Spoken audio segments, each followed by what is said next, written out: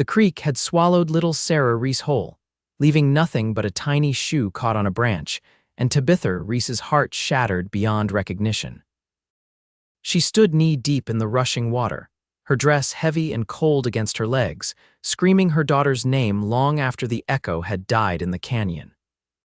The spring flood of 1873 had come early to Pyramid City, Arizona Territory, turning the normally placid Silverton Creek into a raging torrent that had claimed the one treasure Tabitha couldn't bear to lose. Her hands were raw and bleeding from clawing at rocks and debris, searching for any sign of her 5-year-old daughter. The townsfolk had given up hours ago, leaving her alone with the cruel indifference of the water. The setting sun painted the canyon walls blood red as Tabitha collapsed on the riverbank, her throat raw from screaming. "Madam." The voice came from behind her, deep and hesitant. "Madam, you can't stay out here all night. The temperature's dropping." Tabitha didn't turn around. "Go away." "I'm not leaving her. She's not here anymore." The stranger's boots crunched on the gravel as he approached. "The river's taken her downstream. You'll catch your death out here." "Then I'll catch it," Tabitha whispered, her voice breaking.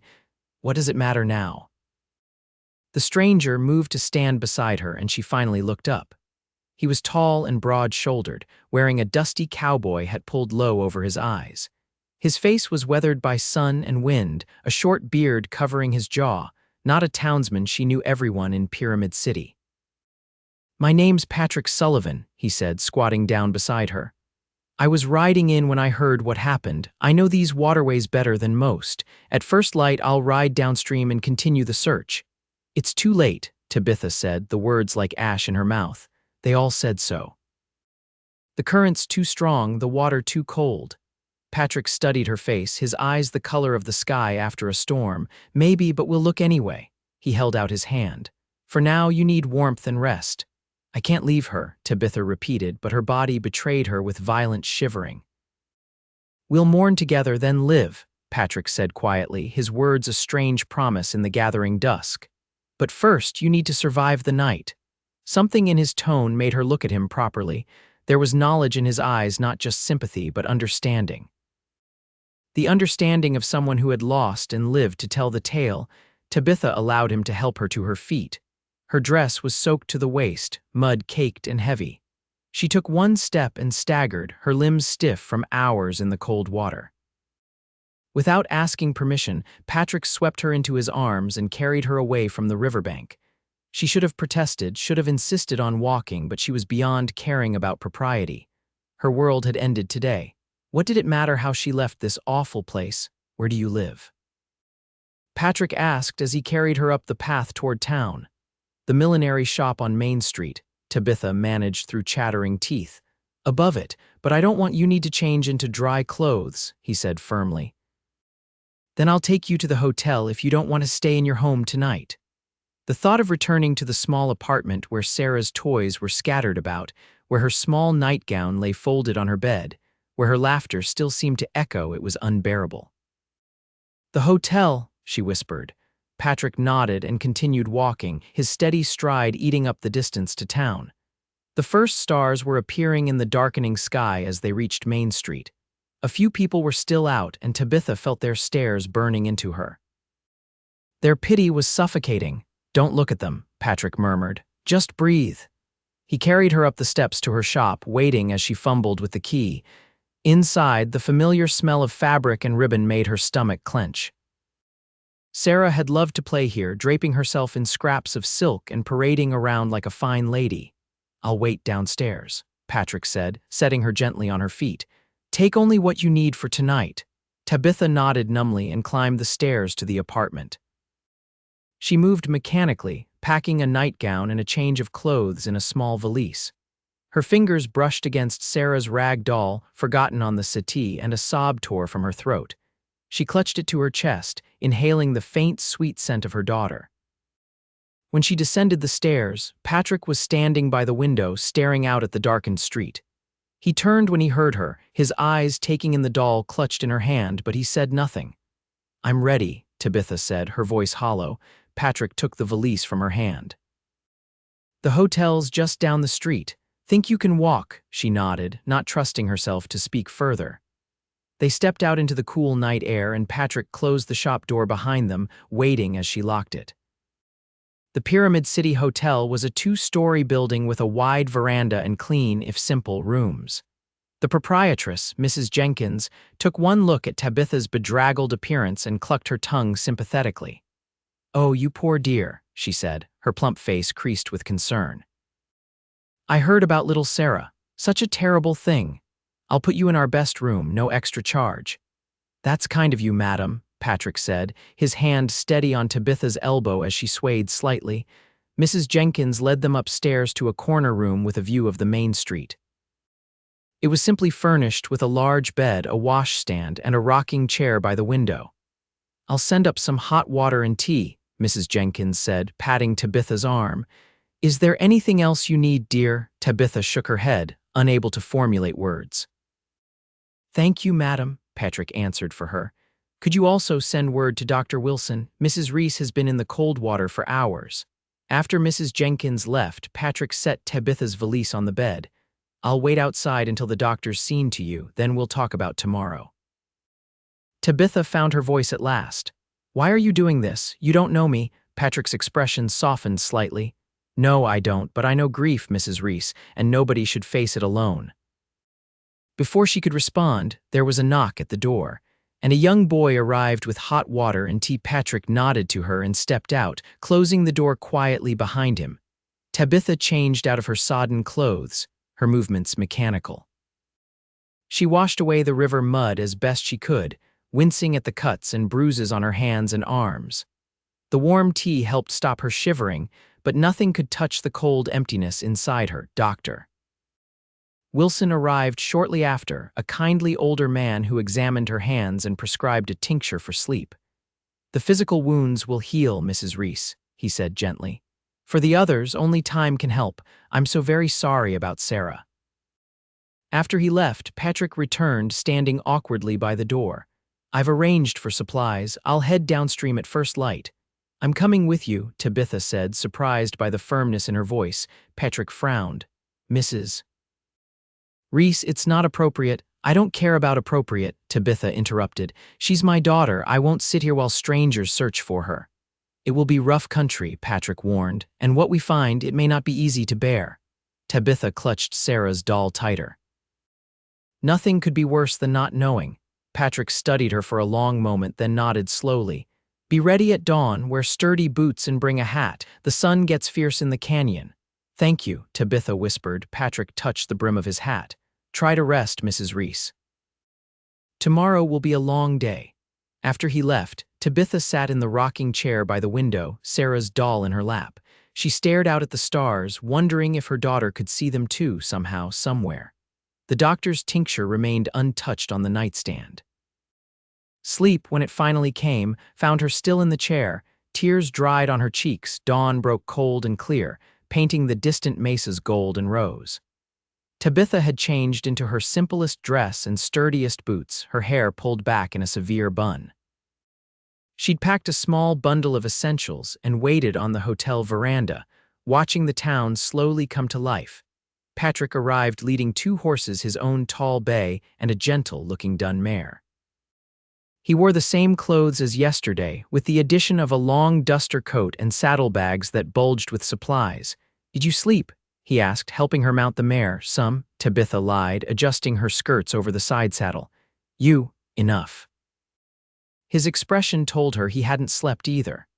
"We'll follow the creek to where it joins the San Pedro River. The floodwaters will have carried anything that way." Tabitha nodded, not trusting herself to speak. The reality of what they might find hung between them, unspoken but understood. They rode in silence through town, past the curious stares of early risers. Tabitha kept her gaze fixed ahead, refusing to acknowledge the pitying looks. Beyond the town limits, the trail followed Silverton Creek, which had receded somewhat overnight but was still running high and fast. "Were you born here in Pyramid City?" Patrick asked as they rode, clearly trying to distract her from the sound of the rushing water. "No, I came from Boston 5 years ago after my husband died." Tabitha watched a hawk circle overhead. "He left debts and I had nowhere else to go. My cousin owned the millinery shop and offered me work. When she moved to California last year, she sold me the business. And Sarah was born here, Tabitha nodded, her throat tightening. Yes, she's never known anywhere else. Patrick didn't press further, seeming to understand her need for silence. They rowed steadily downstream, stopping occasionally to search the banks and debris caught on rocks or fallen trees. The sun climbed higher, beating down mercilessly despite the spring date. Around midday, they reached the confluence with the San Pedro River, where the smaller creek emptied into the larger waterway. The flood had left a chaotic tangle of branches, uprooted bushes, and debris along the banks. "We'll rest the horses and eat something," Patrick said, dismounting and helping Tabitha down. "Then we'll search this area thoroughly before continuing downstream." He spread a blanket in the shade of a cottonwood tree and unpacked bread, cheese, and dried apples. Tabitha took a small piece of bread but couldn't eat it, her stomach knotted with anxiety and grief. "Tell me about your daughter," Patrick said quietly, sitting across from her. The request surprised her. Most people avoided mentioning Sarah, as if saying her name might somehow make the tragedy more real.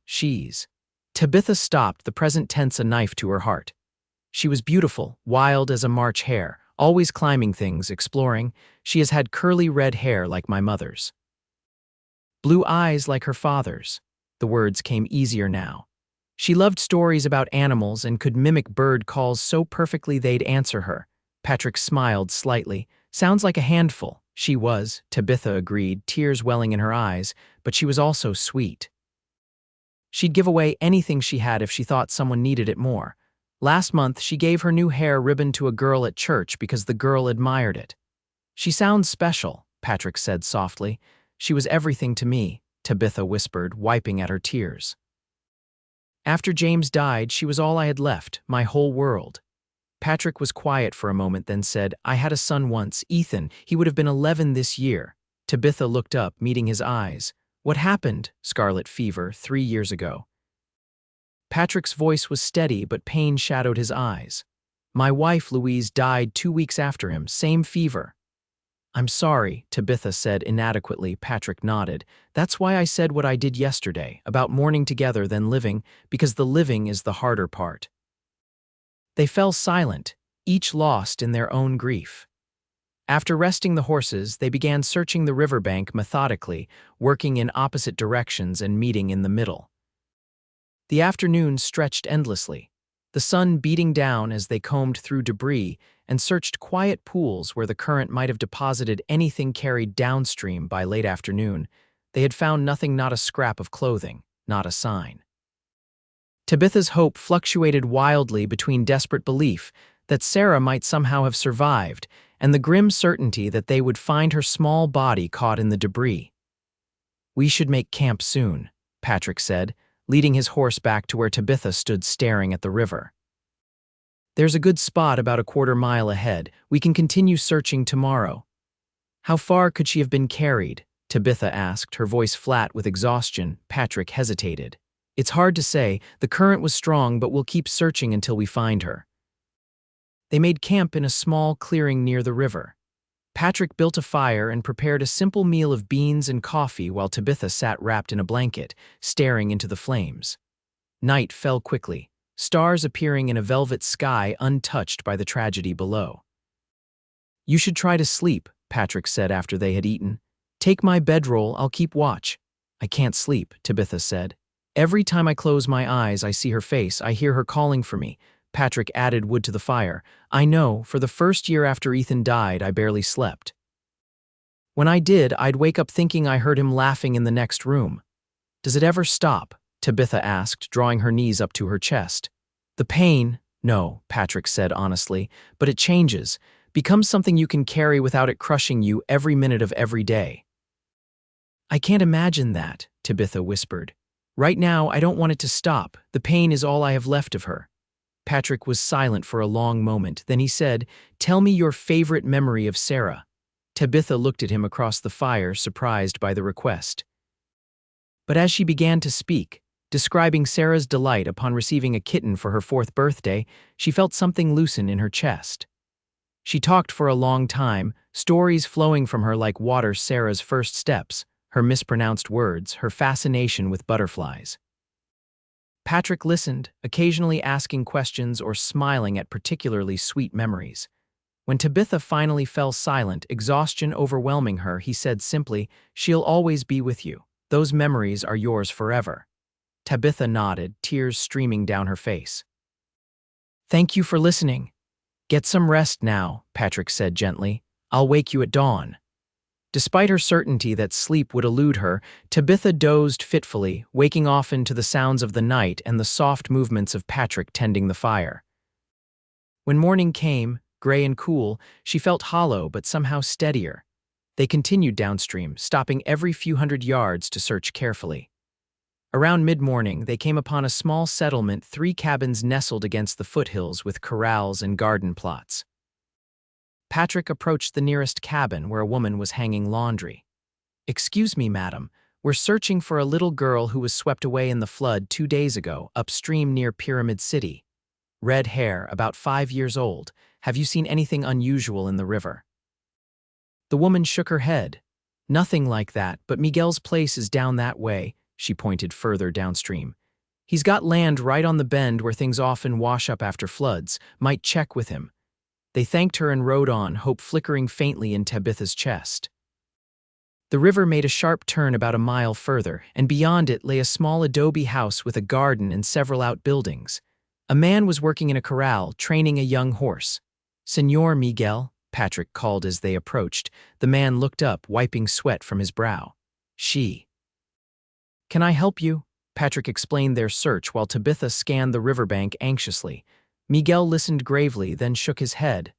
"I have not seen a child," he said, his English accented but clear. "But after the water rose, many things washed onto my land. I have been busy with the animals and have not checked all areas."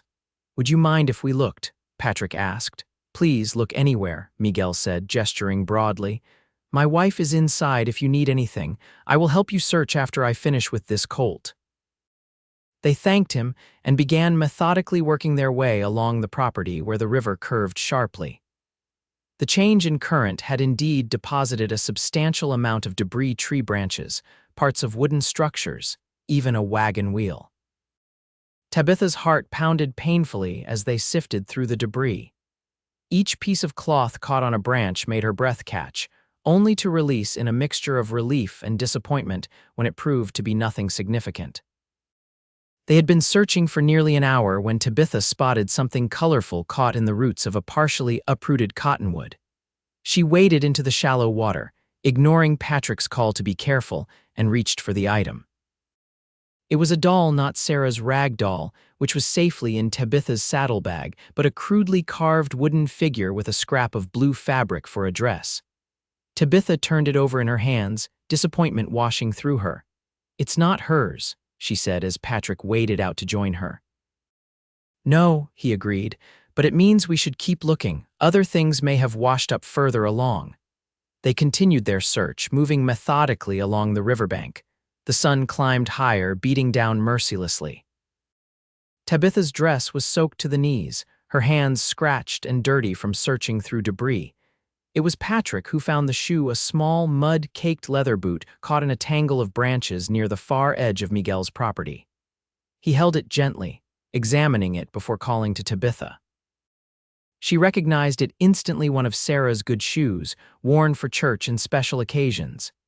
It had somehow survived the journey downstream, though the leather was warped and the small silver buckle tarnished. "It's hers," Tabitha whispered, taking it from Patrick with trembling hands. She was wearing these when, her voice broke, Patrick rested a hand on her shoulder. "This is good, Tabitha. It means we're on the right track." The use of her given name barely registered as Tabitha clutched the tiny shoe to her chest. "But where is she? Where is my baby?" "We'll keep looking," Patrick promised. "We know she came this far. We'll find her." Miguel joined them in the afternoon, bringing water and tortillas from his wife. He examined the shoe thoughtfully. "The river takes strange paths during floods," he said. "Things that float can travel far from the main channel. There are backwaters and pools all through these lowlands." He led them to places they might not have thought to check, a series of pools separated from the main river by a low ridge. a marshy area half a mile inland where floodwaters had created a temporary lake. By sunset, they had found nothing more. Tabitha's face was sunburned, her eyes red-rimmed from crying and squinting in the harsh light. Patrick convinced her to accept Miguel's wife's offer of shelter for the night. The adobe house was cool and clean, smelling of herbs and fresh bread. Miguel's wife, Elena, sat Tabitha at the kitchen table and pressed a cup of hot tea into her hands while Patrick took care of the horses. "I am sorry about your little one," Elena said, her dark eyes kind. "I will pray to the Virgin for her soul." "Thank you," Tabitha murmured, clutching Sarah's shoe in her lap. The reality was setting in they might never find her daughter's body. Sarah might lie forever in an unmarked grave of mud and water, or worse, become prey to the wild creatures of the desert. Elena seemed to read her thoughts. "The river gives back what it takes, Senora. In time. Have faith." That night, Tabitha slept on a pallet in the main room of the adobe house, wrapped in a colorful blanket Elena had provided. Patrick slept outside under the stars, refusing the offer of the barn loft. Despite her exhaustion, Tabitha woke frequently, the unfamiliar sounds of the house and her own grief disrupting what little rest she found. Dawn came early, a pale gray light filtering through the small windows. Tabitha dressed quickly and stepped outside to find Patrick already awake, drinking coffee by a small fire with Miguel. "We were just discussing where to search today," Patrick said, pouring her a cup of the strong black coffee. "Miguel thinks we should try further south where the river widens into a series of marshes." Tabitha nodded, grateful for the coffee's warmth and bitter strength. "How far?" "About 2 hours' ride," Miguel said. "I will come with you, I know the paths." They ate a breakfast of tortillas and beans, then set out as the sun crested the eastern mountains. Miguel rode a sturdy pinto, leading them along game trails that paralleled the river but occasionally cut inland to avoid impassable terrain. The landscape changed gradually, the steep banks of the river giving way to wider floodplains, the water spreading out into channels that wound through stands of cattails and cottonwoods. Birds were everywhere, filling the morning with their calls. "The flood waters would have spread out here," Miguel explained, pointing to an expanse of marshy ground dotted with pools. "Anything carried downstream could be anywhere in this area." They split up to cover more ground, agreeing to stay within sight of each other and signal if they found anything. Tabitha dismounted and led her horse through the sodden ground, scanning carefully for any sign of disturbed vegetation or unnatural colors among the reeds and grasses. The morning passed slowly, the heat building as the sun climbed higher. Sweat trickled down Tabitha's back, her dress clinging uncomfortably to her skin. Insects buzzed around her face, and several times she startled waterfowl into flight from hidden pools. It was just past noon when she heard Miguel's shout. Her heart lurched painfully as she turned toward the sound, seeing him waving frantically from a stand of cottonwoods about 100 yards away. Patrick was already racing toward him. Tabitha broke into a run, her boots sinking into the soft ground, panic giving her strength. As she neared the trees, she saw Miguel pointing at something in the water's edge, partially hidden by fallen branches. Patrick reached Miguel first. He stopped abruptly, then turned back toward Tabitha, his expression unreadable. He started walking toward her, hands outstretched. "Don't," Tabitha gasped, pushing past him. "Don't stop me." "Tabitha, wait," Patrick called, but she was already stumbling forward. What she saw made her knees buckle. Nestled in the crook of a fallen tree, caught in a tangle of roots and branches, was a small body. Red curls, matted with mud and debris, were just visible above the water line. "Sarah," Tabitha whispered, a sound like a wounded animal tearing from her throat. She lurched forward, but Patrick caught her arms. "Let me go first," he said firmly. "The ground is unstable." Tabitha barely heard him, her eyes fixed on her daughter's body. Everything she had feared, everything she had prepared herself for, was nothing compared to the reality of seeing Sarah like this, still and silent, her vibrant spirit gone. Patrick waded carefully into the water, testing each step before putting his weight down. When he reached the fallen tree, he bent down, obscuring Tabitha's view. She heard him say something softly to Miguel, who crossed himself quickly. Then Patrick straightened, turned, and what he held in his arms made Tabitha's world tilt sideways. Sarah was moving. Her small chest rising and falling, her eyelids fluttering. "She's alive," Patrick called, his voice cracking. "She's alive, Tabitha." Tabitha couldn't move, couldn't comprehend what she was seeing. It wasn't possible. 2 days in the flood waters, the cold, the distance. Miguel was at her side, supporting her as her legs threatened to give way. "It is a miracle, Senora. The Holy Mother has heard our prayers." Patrick waded back carefully, cradling Sarah against his chest. As he reached the bank, Tabitha finally broke free of her shock and rushed to them, her hands trembling as she touched her daughter's face. Sarah's skin was cold and pale, her lips blue-tinged, but her pulse fluttered at her neck like a trapped bird. Her clothes were torn and filthy, her small body scraped and bruised, but she was breathing. "How?" Tabitha gasped, taking her daughter into her arms, feeling the miracle of her weight, her solidity. "How is this possible?" "The tree must have caught her," Patrick said, his voice rough with emotion. "Kept her out of the deep water, but she's very cold. We need to get her warm immediately." Miguel was already removing his jacket. "Wrap her in this. My house is too far. There is a trapper's cabin nearby. We can build a fire there." They worked quickly, wrapping Sarah in the jacket and mounting up. Tabitha cradled her daughter before her in the saddle, hardly daring to believe what was happening. Every shallow breath Sarah took seemed a gift beyond price. The trapper's cabin was a crude one-room structure with a stone fireplace and little else. Patrick quickly built a fire while Miguel rode for his home to bring blankets and supplies. Tabitha sat by the hearth, holding Sarah close, rubbing her small limbs to bring warmth back into them. "Sarah," she whispered, kissing her daughter's forehead. "Sarah, can you hear me? It's Mama, darling. You're safe now." There was no response, but Sarah's breathing seemed to strengthen slightly as the cabin warmed. Tabitha removed Sarah's sodden clothes and wrapped her in her own dry petticoat, continuing to rub her arms and legs gently. "She needs a doctor," Tabitha said anxiously, looking up at Patrick. "She's so cold." Patrick knelt beside them, checking Sarah's pulse. "Her heart is steady." "Miguel will bring help. Right now, warmth is what she needs most." He pulled off his own coat and draped it over them, adding another layer of protection against the chill that seemed to emanate from Sarah's small body. "I can't believe she survived," Tabitha said, tears streaming down her face. "How did she hold on for so long? Children can be stronger than we imagine," Patrick said quietly. "And she has your spirit, clearly." Tabitha looked up at him, really seeing him for the first time since they'd found Sarah. His face was drawn with exhaustion, his eyes red-rimmed, but there was a light in them she hadn't seen before. "Thank you," she whispered. "I would never have found her without you." Patrick shook his head. "Don't thank me, I only helped you look." "She found a way to survive until we could reach her." They sat in silence, the only sounds the crackling of the fire and Sarah's soft, labored breathing. Outside, the wind had picked up, rustling through the trees and sending occasional drafts through the cabin's many cracks. "Patrick," Tabitha said suddenly. "Look, her fingers are moving." Sarah's small hand had twitched, her fingers curling slightly against Tabitha's palm. As they watched, her eyelids fluttered again and a small sound escaped her lips. "Sarah," Tabitha bent closer. "Sarah, can you hear me?" Sarah's eyes opened slightly, unfocused and confused.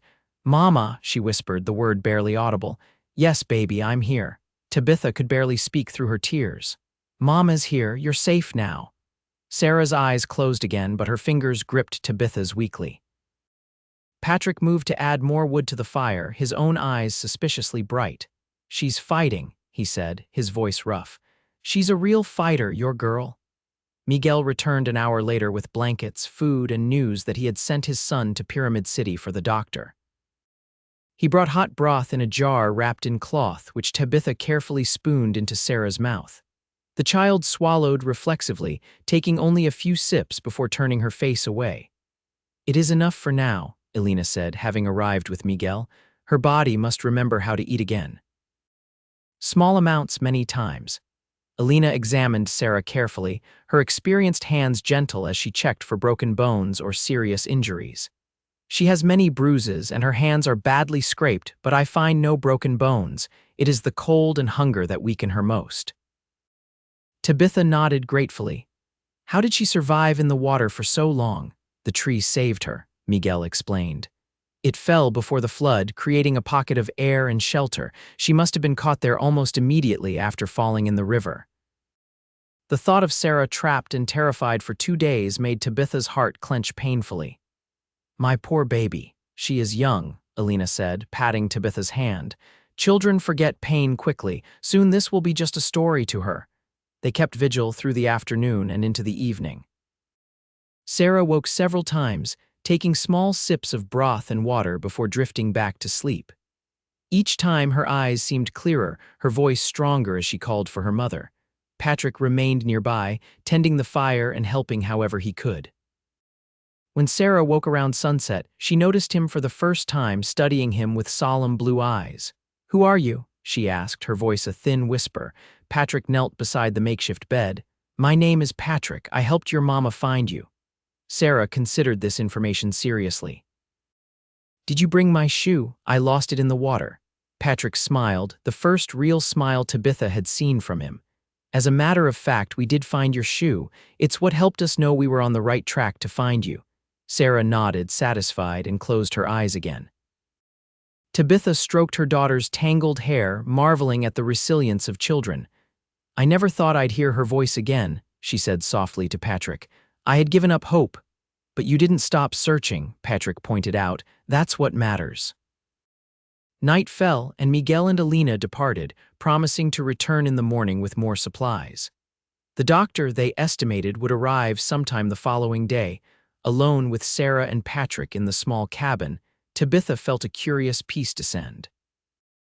The nightmare wasn't over. Sarah was still weak and ill, but the worst had passed. Her daughter was alive, breathing steadily in her arms. Patrick moved to the door. "I'll sleep outside, give you both some privacy." "No," Tabitha said quickly. "Please stay, it's cold out there," and she hesitated. "I'd feel safer with you here." Patrick nodded, settling himself on the floor near the fire, his back against the wall. "I'll be right here if you need anything." In the flickering firelight, Tabitha studied his profile, the strong line of his jaw, the weariness in the set of his shoulders. A man who had lost everything and still found the strength to help a stranger in her darkest hour. "Did you mean what you said?" she asked softly. "By the river that first day, about mourning together, then living?" Patrick turned to look at her, his eyes reflecting the firelight. "Yes, every word." "I don't know if I can ever thank you enough," Tabitha whispered. "Having her back alive is thanks enough," Patrick said simply. "Get some rest, Tabitha. Tomorrow will be another long day." Tabitha nodded, curling protectively around Sarah's small form. Despite her intention to stay awake, to guard her daughter's every breath, exhaustion claimed her quickly, and she slept more deeply than she had in days. She woke at dawn to find Sarah's fever had broken, her skin warm but no longer burning to the touch. The child was awake, asking for water in a voice stronger than the night before. "Mama, I was in the water for a long time," Sarah said as Tabitha helped her drink. "I called for you." "I know, sweetheart," Tabitha said, fighting back tears. "I looked for you everywhere." "The tree caught me," Sarah continued, her brow furrowed with the effort of remembering. "It was dark under there. I was scared, but I knew you would find me." Tabitha held her daughter close, breathing in the scent of her, still alive, still here despite everything. "I will always find you, Sarah." "Always?" Patrick returned from outside where he'd been washing in the stream. His hair was damp, his face freshly shaved with a straight razor that must have been among his supplies. "Good morning," he said, smiling at the sight of Sarah sitting up. "You're looking much better today, Miss Sarah." Sarah studied him curiously. "You're the man who helped Mama find me." "That's right," Patrick said, crouching down to her eye level. "How are you feeling?" "Hungry," Sarah declared, making both adults laugh with relief. "That's a good sign," Patrick said, standing to retrieve food from his saddlebag. "I've got some dried apples and jerky, not much of a breakfast, but it should tide us over until Miguel returns." They shared the simple meal, Sarah eating slowly but steadily. Color had returned to her cheeks, and though she was clearly weak, her spirit was visibly recovering. "Patrick used to have a little boy," Tabitha told Sarah as they ate. "His name was Ethan." "Where is he now?" Sarah asked innocently. Patrick's expression flickered with pain, but he answered calmly. He died, Sarah. He got very sick and the doctors couldn't help him. Sarah considered this with a child's directness. So he's in heaven? Yes, Patrick said softly. With his mother, Sarah nodded sagely. My papa is in heaven too. Mama says he watches over us. I'm sure he does, Patrick agreed, his eyes meeting Tabitha's over Sarah's head. Miguel arrived mid-morning with fresh supplies and news that the doctor was on his way, along with several townspeople from Pyramid City who had heard the miraculous news of Sarah's survival. Word has spread quickly, Miguel said. They are calling it a miracle. By early afternoon, the doctor arrived, examining Sarah thoroughly and declaring her remarkably well, all things considered. Exposure, dehydration, some minor injuries, he summarized. But nothing that won't heal with time and care. She's a very lucky little girl. Not lucky, Tabitha said, holding Sarah's hand. Blessed. The doctor insisted they wait another day before attempting the journey back to Pyramid City, giving Sarah more time to recover her strength. Patrick arranged for a wagon to transport them, cushioned with blankets for comfort over the rough terrain.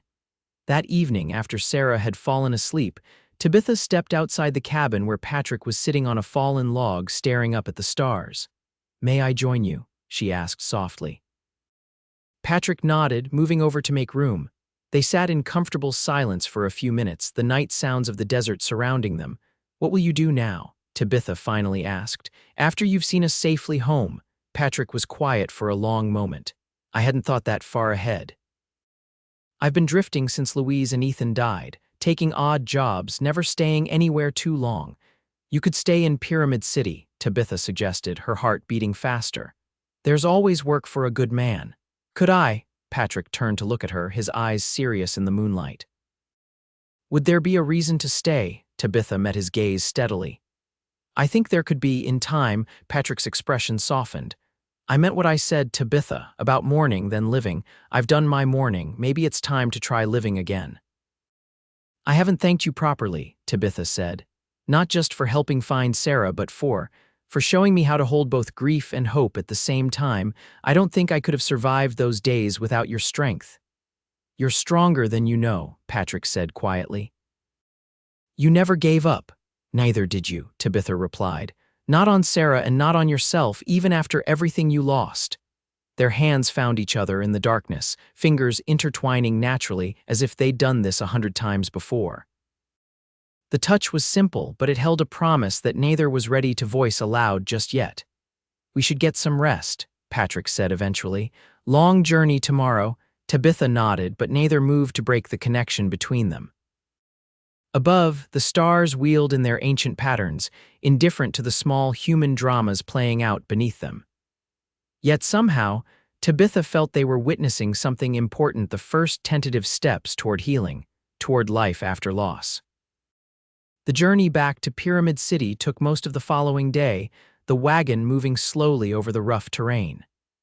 Sarah slept for much of the trip, nestled against her mother's side, waking occasionally to point out interesting sights or ask for water.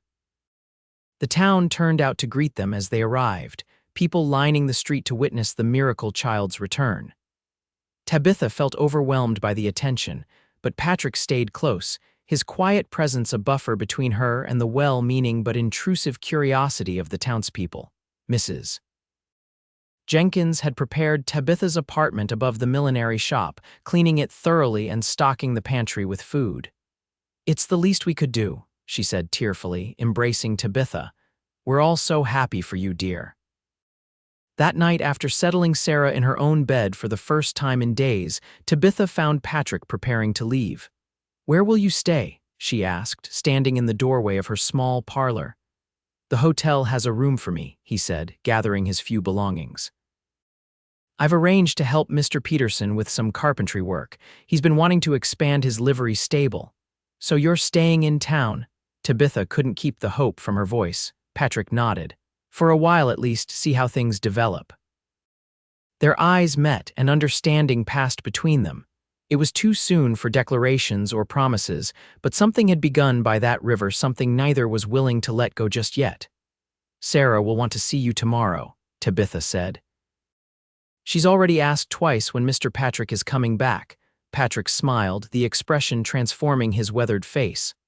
I'd like that, maybe around noon. Give you both time to rest in the morning. Noon would be perfect, Tabitha said, walking him to the door. Thank you, Patrick. For everything. He touched her hand briefly, the contact sending warmth through her. Good night, Tabitha. Spring turned to summer, and Sarah recovered fully from her ordeal. The only lasting effects were an occasional nightmare and a newfound caution around water. Tabitha's millinery business flourished, partly due to the curious customers who came to see the miracle child and stayed to admire Tabitha's skilled work with ribbons and feathers. Patrick became a regular visitor, at first coming for lunch or dinner once or twice a week, then gradually spending more time at the Reese household.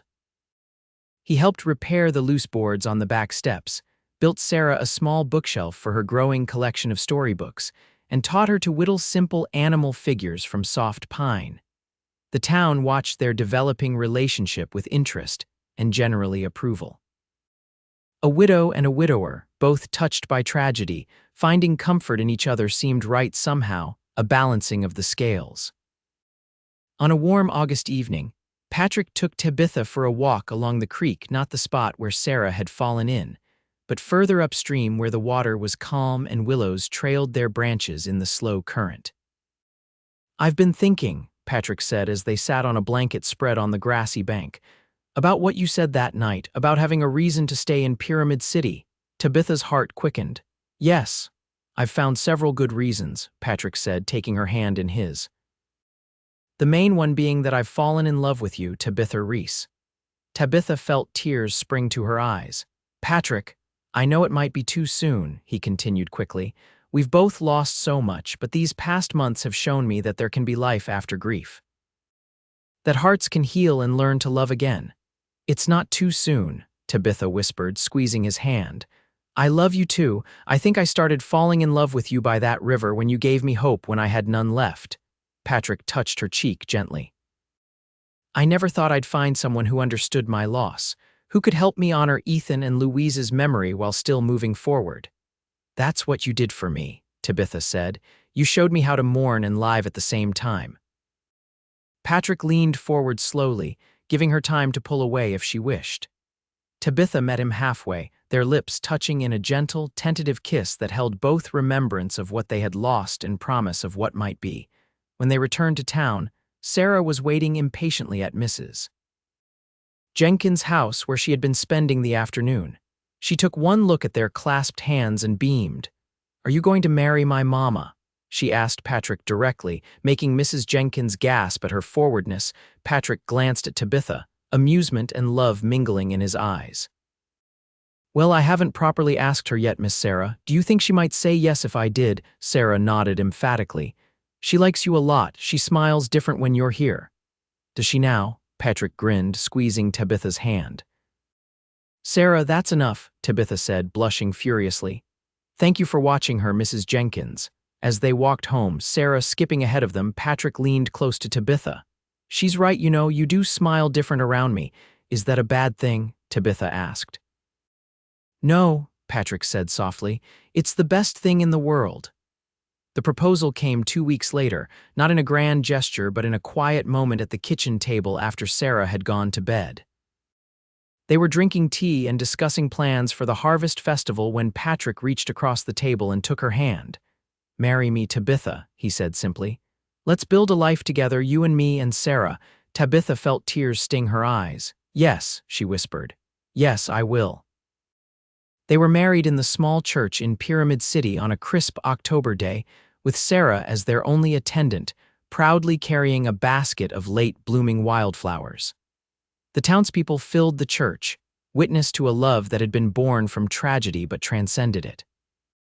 Patrick moved into the apartment above the millinery shop, expanding it by renting the adjacent storeroom and converting it into a proper bedroom for Sarah. Winter found them snug and content, a family built not from blood but from shared experience and chosen love. On Christmas Eve, as they sat by the fire watching Sarah play with the wooden farm animals Patrick had carved for her, Tabitha rested her head on her husband's shoulder. Are you happy? She asked softly. Patrick turned to kiss her forehead. More than I ever thought possible again. You.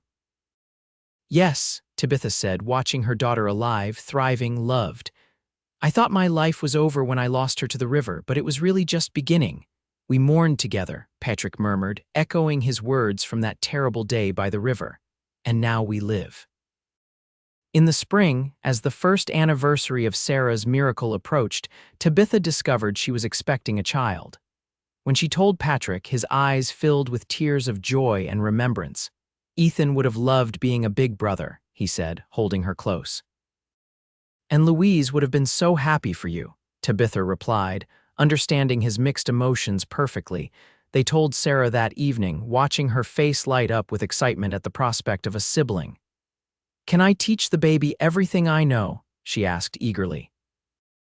Everything, Patrick assured her, ruffling her red curls affectionately. You'll be the best big sister in the Arizona Territory. As Sarah danced around the room, already making plans for all she would show her new brother or sister, Tabitha and Patrick exchanged a look of perfect understanding. Their pasts would always be part of them, the losses that had shaped them never forgotten. But the future stretched before them bright with promise, a testament to the resilience of the human heart and its capacity for love even after the deepest grief. When their son was born that November, they named him James Ethan Sullivan, honoring both the father Tabitha had lost and the son Patrick had mourned. Sarah appointed herself his official protector, solemnly promising never to let him near the creek until he was very, very big. On a winter evening, as Tabitha nursed the baby by the fire while Patrick read a story to Sarah, she reflected on the strange path that had brought them here. From the darkest moment of her life, standing knee-deep in a raging creek, screaming her daughter's name to this peaceful scene of domestic happiness. The river had nearly taken everything from her, but in its way, it had also given her a new life. It had brought Patrick to her side with his quiet strength and understanding heart. It had tested Sarah and revealed her remarkable spirit. And it had taught Tabitha that even in the deepest grief, the human heart remains capable of love, of joy, of building something new from the ashes of loss. "What are you thinking about?" Patrick asked, noticing her thoughtful expression. "About what you said by the river," Tabitha replied, smiling at her husband. "About mourning together, then living, you were right." Patrick reached across to take her hand, their fingers intertwining as naturally as breathing. "We've done both." "Yes," Tabitha agreed, looking at their children, the daughter who had survived against all odds and the son who represented their new beginning. "And the living is beautiful." Outside, the winter wind whistled down from the mountains, carrying the first snowflakes of the season. Inside, the fire crackled warmly, illuminating the faces of a family who had learned the hardest lesson life could teach.